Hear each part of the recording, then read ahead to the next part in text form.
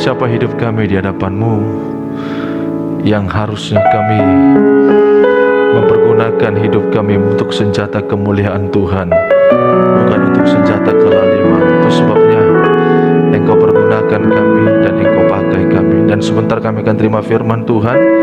Dalam nama Tuhan Yesus Kristus, kami sambut berkat firman Tuhan. Kami sudah berdoa dan kami sudah mengucapkan syukur. Haleluya, puji Tuhan. Amin. Silakan duduk kembali. Shalom. Puji Tuhan.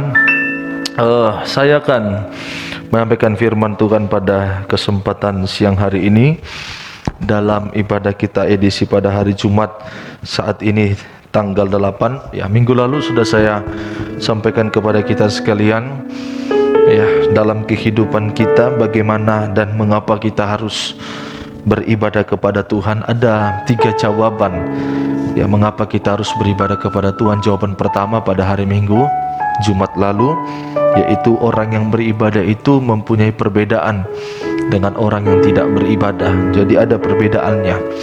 Jadi orang yang beribadah itu tidak sama pola hidupnya dan karakter sifatnya dengan orang yang tidak beribadah. Dan yang kedua, mengapa kita harus beribadah kepada Tuhan? Jawaban yang kedua, sebab satu-satunya aktivitas kita di dalam dunia ini yang sampai kepada kota Yerusalem yang baru itu hanyalah ibadah. Jadi segala sesuatu aktivitas dalam dunia ini, baik pekerjaan, baik sekolah, kegiatan, semuanya itu hanya sampai kepada liang kubur. Begitu kita sudah selesai dan kita sudah dipanggil Tuhan, semua aktivitas itu semuanya akan selesai secara otomatis. Ya, jadi tidak ada aktivitas yang lain dalam dunia ini selain daripada ibadah. Ya, tetapi ibadah itu hanyalah satu-satunya aktivitas kita yang ada di dalam dunia ini sampai kepada kota Yerusalem yang baru. Sebab nanti di Yerusalem baru, dalam kitab Wahyu kita itu sudah baca kemarin, orang yang ada dalam Yerusalem baru itu, pekerjaan yang kita lakukan di Yerusalem baru itu hanyalah ibadah. Jadi ibadah ini adalah adaptasi untuk kita masuk dalam kota Yerusalem yang baru. Yang ketiga, di dalam ibadah kita akan mendapat janji-janji Tuhan. Itu dalam 1 Timotius 4 ayat 8 dan 10. Jadi saat kita beribadah, saat itulah kita mendapat banyak janji Tuhan. Banyak janji Tuhan yang akan kita terima. Ya, tetapi perhatikan ya. Ya, janji manusia itu bisa kita abaikan, tetapi janji Tuhan itu ya dan amin. Janji Tuhan itu kekal. Janji Tuhan itu pasti akan kita terima. Itu semuanya itu kita bisa dapat dalam ibadah. Itu dalam 1 Timotius 4 ayat 8. Ayo kita baca dulu. Dalam 1 Timotius 4 ayat 8 sampai 10. Dalam ibadah kita bisa mendapat janji Tuhan, ya. Dalam 1 Timotius 4 ayat 8 sampai pada ayat ke-10, ya. Ayo pin cepat, kita berwaktu. Ya, dalam 1 Timotius 4 8 10. Jadi itu 3 hal, ya, mengapa kita harus beribadah, ya. Kita baca sama-sama. 3 2 ya. Ya, terbatas, ya, semuanya terbatas, ya. Jadi segala sesuatu yang kita kerjakan secara manusia duniawi itu terbatas. Ya, saat saudara mungkin berolahraga, mungkin 1 jam saudara bisa berolahraga, 2 jam mungkin maksimal itu. Ya, saya orangnya suka olahraga, ya, badminton, ya, sepak bola, tetapi tidak terlalu banyak bisa waktu saya habiskan di dalam olahraga. Ya, tetapi itu semua kata Alkitab terbatas gunanya. Jadi segala sesuatu yang diperoleh oleh duniawi yang kita kerjakan hasil dari tubuh badani, ya, baik pekerjaan, itu semua terbatas. Ya, tidak ada dia punya limit, ya, dia punya kapasitas. Tetapi kita lanjut 3 2 ya. Tetapi ibadah itu berguna dalam segala hal. Jadi ibadah itu berguna dalam segala hal, ya, jasmani dan rohani. Jadi kalau orang sungguh-sungguh dalam ibadah, otomatis jasmaninya akan diberkati. Itu otomatis itu. Tidak ada orang yang sungguh-sungguh dalam ibadah jasmaninya tidak diberkati. Pasti diberkati. Ya, pasti diberkati. Karena ibadah itu berguna dalam segala hal. Teruskan, ya. Terus, ya. Ya, 9. Perkataan ini benar. Saudara percaya, amin? Saudara percaya dalam ibadah ada janji Tuhan, amin? Itu benar, patut diterima. Jadi kalau mengapa kita beribadah? Sebab dalam ibadah itu Di sana kita banyak akan mendapat janji Tuhan. Ya, dalam ibadah. Jadi perhatikan. Jadi mengapa kita harus beribadah? Ada 3 jawaban. Yang pertama, dalam ibadah itu ada perbedaan orang yang beribadah dan tidak beribadah. Yang kedua, ibadah ini latihan, adaptasi untuk kita bisa masuk kota Yerusalem baru. Yang ketiga, dalam ibadah ada janji Tuhan. Nah, sekarang saya akan masuk pada tahap selanjutnya dan kita akan perhatikan. Tetapi masih ada perbedaan orang yang beribadah dengan orang yang beribadah. Makanya saya katakan dalam tema kuasa ibadah, ya, ibadah yang benar. Jadi tidak semua ibadah yang kita kerjakan itu semuanya berkenan, tidak semua. Ya, mari kita akan perhatikan sebentar dalam kitab Kejadian, ya. Dalam kitab Kejadian, ya. Ya, dalam kitab Kejadian, ya, pasal yang ke sebentar. Ya, saya akan cari dalam kitab Kejadian pasal yang keempat, ayat yang pertama sampai selanjutnya.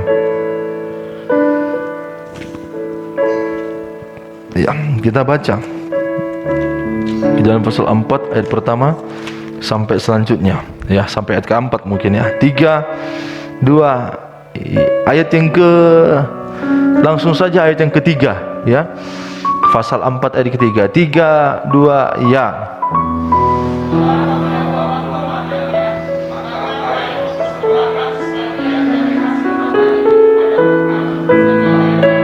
Berbicara korban, berbicara persembahan, itu berbicara apa? Ibadah. Ya, berbicara korban, berbicara persembahan, kita mempersembahkan korban itu dalam ibadah. Ya, jadi di sini sama-sama Kain mempersembahkan, Habel juga nanti mempersembahkan. Ya, lanjut. 3, 2, ya. Habel. Ya, terus.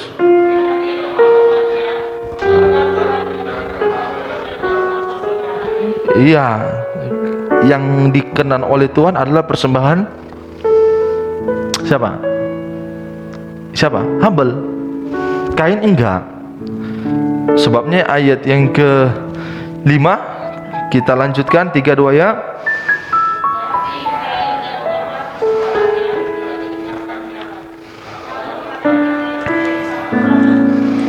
Ya, jadi ya ini, ya. Jadi sama-sama mempersembahkan korban, sama-sama beribadah, sama-sama, tetapi perhatikan, ada persembahan yang tidak dikenan, ada persembahan yang dikenan. Jadi jangan saudara berpikir sama-sama datang ke tempat ini ibadah, sama-sama saudara beribadah di dalam pertemuan ibadah di gereja, tapi tidak semua itu dikenan. Tidak semua berkenan. Bukan merasa kita mau benar sendiri. Oh, berarti saya benar. Kita back to Bible, kembali ke Alkitab. Ini ada contoh ibadah yang benar dan ibadah yang tidak benar. Banyak orang beribadah, tapi tidak semua ibadah itu dikenan. Ya, sebabnya, perhatikan, sebabnya untuk mengetahui ibadah yang bagaimana yang berkenan, sebab itu kita harus perhatikan apa tujuan kita beribadah. Nah, gitu. Jadi supaya kita tahu ibadah yang berkenan, bagaimana ibadah yang berkenan, kita harus tahu dulu apa tujuan kita beribadah. Kalau kita sudah tahu tujuan kita beribadah, maka nanti ibadah kita pasti berkenan. Ya, mari Lukas pasal 5 ayat pertama kita perhatikan. Apa tujuan kita beribadah?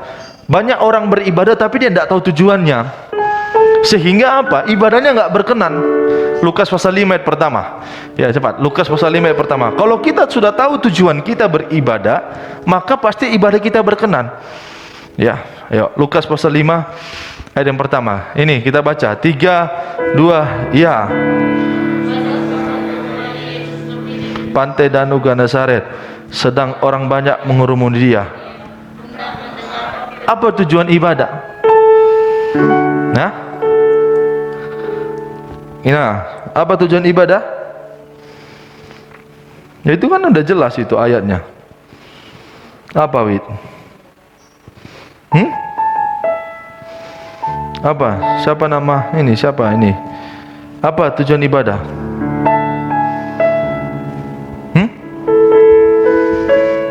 Kamu tujuannya datang ibadah di sini ngapain? Nah itu. Jadi tujuan ibadah itu, supaya ibadah itu benar, kita harus punya tujuan cuma satu. Bukan mau melihat si A dan si B, bukan supaya ini dan itu, ya. Banyak orang beribadah tetapi tujuannya beda. Mungkin dalam perayaan Natal, ya kan, Natal Pemko Medan, ya, dihadiri oleh Judika Sihotang. Tujuannya nengok siapa? Judikanya. Nuo Dai Marata. Tujuannya apa? Nengok Duo Dai Maratanya. Sehingga sama-sama beribadah, tetapi ibadah mereka itu tidak ibadah yang berkenan. Saat-saat menyampaikan firman hamba Tuhan, mereka mulai apa? Keluar, jenuh, yang lain-lain kerjaannya. Sehingga apa? Ibadahnya tidak berkenan. Tuhan mau jelas supaya kita datang beribadah, tujuannya cuma satu. Di dalam ibadah, tujuan kita, sentral kita, prioritas kita itu hanyalah apa? Dengar. Tetapi firman Allah ini menjadi suatu momok yang sebenarnya ingin ditiadakan dalam ibadah. Makanya coba lihat, perhatikan, ya. Coba kalau Natal-Natal itu, ya, Natal-Natal pemerintahan, Pemko, Pempro, Pasca, oh ibadah itu dari pagi sampai siang, nanti sampai ke malam. Yang tampil siapa?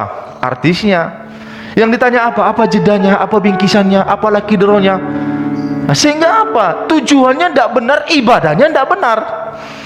Sehingga firman Tuhan dibatasi, ya, amang pendeta dibatasi, ya, cuma 30 menit, nanti orang begini. Nah ini yang paling fatal,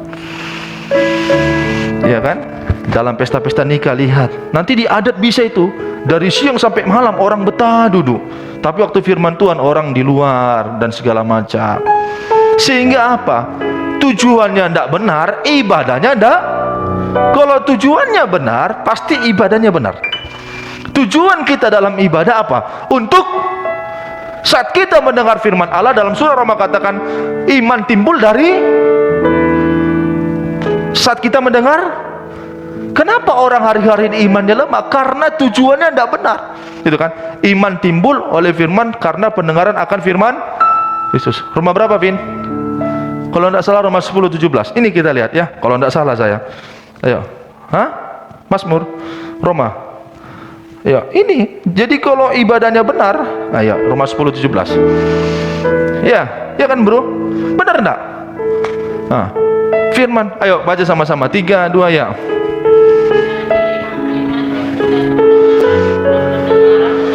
Nah, hari-hari ini tapi ibadah meniadakan apa? Coba perhatikan nanti. Saya sering itu. Seolah-olah amang ya pendeta, ya banyak acara kita ini. Nanti ada kur, ada liturgi, ada ini, ada itu, ada ini. Jadi bagaimana, Pak? Ya 15 menit aja. Sehingga iman orang apa? Melempem. Terjadi goncangan. Dia akan apa? Mengakhiri hidupnya. Ya. Karena dia tidak mendengar firman. Kalau kita sudah memberikan hati kita untuk dengar firman, maka iman kita akan bertumbuh. Ya, ayat terakhir, ya. Siapa contoh orang yang beriman? Kejadian 22. Ya, ayo cepat-cepat. Ya, nggak usah lama-lama kita. Ini aja saudara terima udah. Ya, Kejadian 22. Ya, ayat yang pertama. Ya, nanti lama-lama pun nggak akan semua bisa saudara tangkap itu, ya. Ya, ayat yang pertama, ya. Saya akan baca, ya, perhatikan ini, ya. Ya, Pin, ya, cepat, ya, Pin. Setelah siapa orang yang beriman? Siapa bapak orang beriman? Wendy. Si Wendy. Oh, si Abraham. Ayo, ya. Ya, Kejadian 22. Setelah semuanya itu Allah mencoba Abraham. Ia berfirman kepadanya, Abraham. Lalu sautnya, ya Tuhan. Abraham, Tuhan janjikan kepada dia anak di umur 75 tahun. Tuhan genapi di umur berapa tahun? 100 tahun. Jadi dari janji Tuhan dari 75 ke 100 berapa? Wah, 25. 25 tahun. Ya, ngeri saya marah, ya. Ya. 25 tahun. Ya. 25 tahun dia menunggu dari 75 ke 100. Waktu Tuhan berjanji kepada Abraham, posisi Sarah bagaimana? Istrinya lagi sudah mati haid. Tahu mati haid? Hah? Enggak datang bulan. Dekat menyampaikan itu kepada Abraham dan Sarah. Sarah tidak percaya. Kecut hatinya, tawar dia. Mana mungkin seorang yang sudah mati haid, itu tidak usah saya tunjukkan ayatnya, bisa memiliki keturunan. Tapi kalau sudah firman Tuhan yang berkata itu diimani, apapun yang pasti terjadi. Ya, dari tidak ada jalan menjadi ada jalan. Ya kan? Bagaimana Tuhan memelihara bangsa Israel di padang gurun, dari tidak ada jalan, ada manna turun dari surga. Jadi jalan yang Tuhan berikan kepada saya dan saudara itu, di saat-saat tidak ada jalan, disitulah Tuhan buka jalan. Kalau masih ada jalan, Tuhan gak akan buka jalan. Kalau ada mungkin di padang gurun KFC, ya spaghetti, McD, tidak akan ada turun manna dari surga. Oke? Abraham, bapak orang percaya. Abraham iman itu. Ya, ayat kedua. Firman-Nya, ambillah anakmu yang tunggal itu. Tunggal satu-satunya, arti tunggal dalam kamus besar bahasa Indonesia, satu-satunya dan tidak akan ada lagi. Jadi dalam arti kata lain, Abraham kalau dia sudah membunuh Ishak anaknya, maka habislah dia. Abraham ini orang paling kaya di tanah Uz.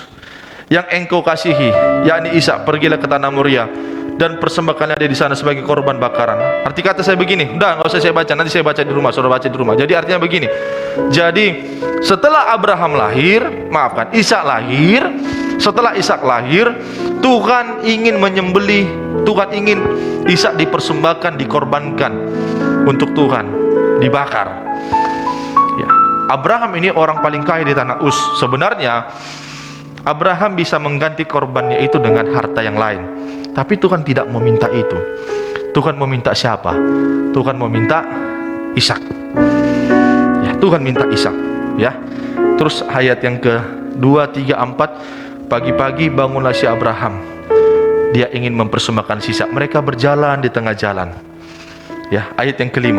Tapi di tengah jalan mereka ketemu dengan pembantunya si Abraham, bujangnya, ayat ke-5. Ya, ayat 5. Kata Abraham, mereka berjalan ya menuju gunung ya. Mereka berjalan nih menuju gunung pagi-pagi. Ya. Ayat yang ke-3 lah saya baca ya. Ayat yang ke-3 ya. Ayat ke-4. Ketika pada hari ketiga Abraham melayangkan pandangannya, kelihatanlah kepadanya tempat itu dari jauh. Ayat ke-5. Mereka jalan nih sama Ishak. Kata Abraham kepada kedua bujangnya itu, perhatikan. Jadi ada berapa orang yang jalan mau ke gunung? Berapa? Hah? Berapa? 4. Siapa-siapa aja? Abraham, Ishak, dan kedua bujangnya. Pagi-pagi mereka berempat jalan nih. Ya, pagi-pagi jalan. Siapa lagi aku cari contoh ya? Sini kau, Caroline, sini. Biar cepat. Caroline. Siapa? Sini sama si Wita, sini kalian 4. 1 2 3 4, cepat. 3 aja, 3 si Caroline. Ayo sini kau cepat, kau aja. Kau sini Wita. Ya. Ini cepat Wita. 4 nih. Di antara kami 4 ini, siapa yang paling ganteng? Oh iya kan? Kau akui kan? Oke ya. Jalan kita nih ke sana nih. Ayo jalan, tak. Di tengah jalan kata Abraham kepada kedua bujangnya ini, sana kalian. Bujang ini bukan bujang, bujang sana bukan itu. Pembantu sana. Ya, bujang kau sini. Oke, tinggallah kalian di sini ya. Ya. Tinggallah di sini dengan keledai. Yang tadinya mereka bawa keledai nih supaya bisa memanipulasi si Ishak. Dipikir si Ishak si keledai yang mau dikorbankan. Tinggallah di sini kalian. Aku beserta anakku ini akan pergi ke sana. Itu perkataan siapa? Abraham. Abraham tahu kami mau ke sana ngapain? Mau membunuh ini, mau menyembelih ini. Tinggal di sini. Kami akan sembahyang. Artinya kami kan ada berapa orang? 2. Abraham dengan Ishak. Ishak tahu, ya Abraham tahu dia mau mati. Mati nih, ya. Amin ya. Men, mati nih. Oke, mati. Sesudah itu,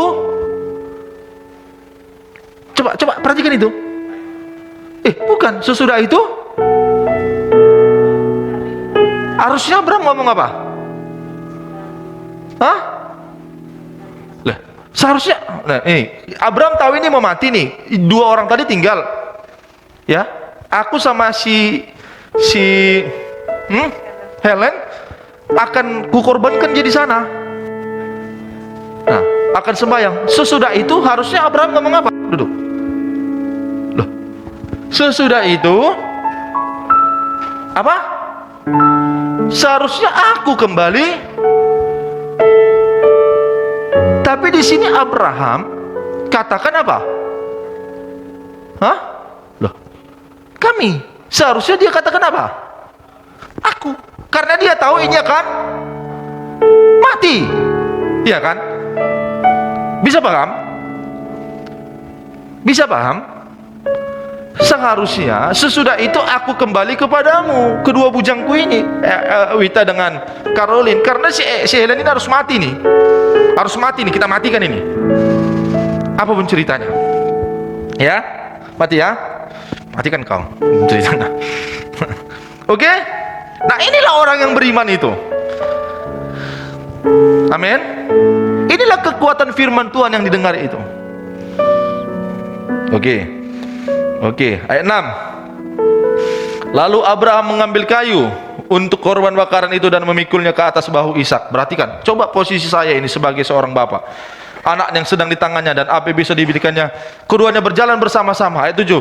Lalu berkatalah Ishak kepada Abraham. Ditanya anaknya, "Bapak," saut Abraham, "Ya anakku." Bertanyalah ia, "Di sini sudah ada api, kayu, tetapi di mana korban untuk bakaran itu, Papa?" Saut Abraham, "Allah yang akan menyediakan." Ayat yang ke-9. Nah ini ya, ayat 8. "Allah yang akan menyediakan anak domba itu korban bakarannya, anakku." Demikianlah keduanya berjalan bersama-sama. Jelas kan, dua orang kan? Ya kan?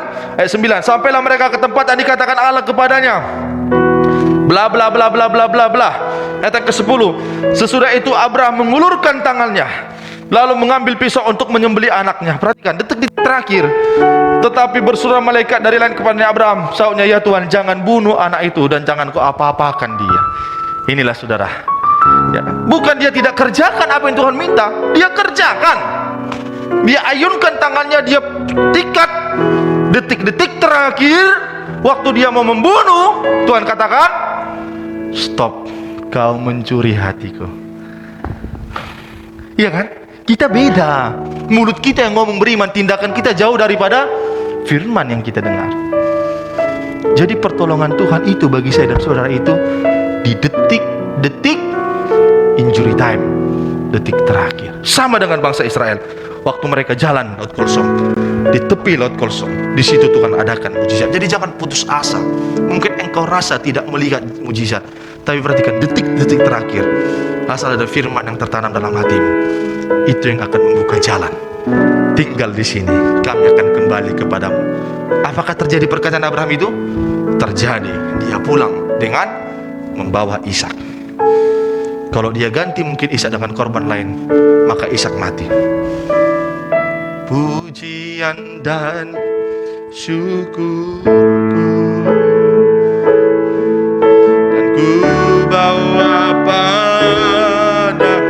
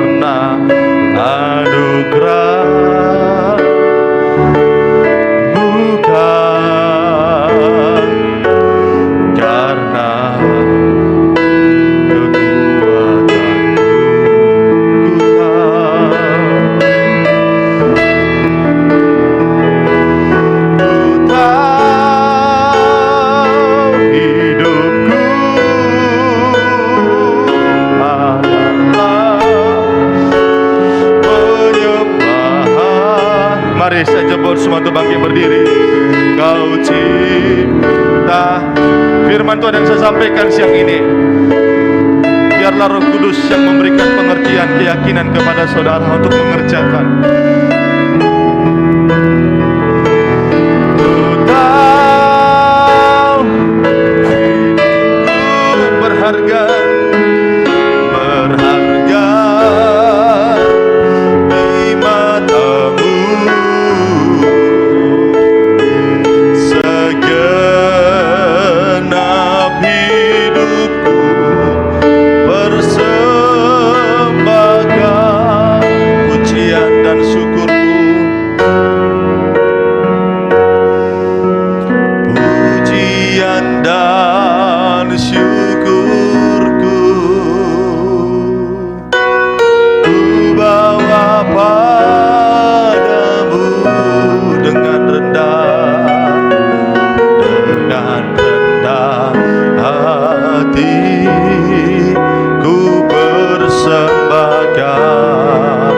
sadar bila ku ada,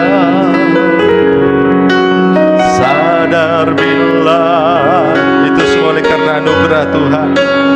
Amin. Hanya karena anugerah, bukan karena kekuatanku. Ayo angkat tangan, katakan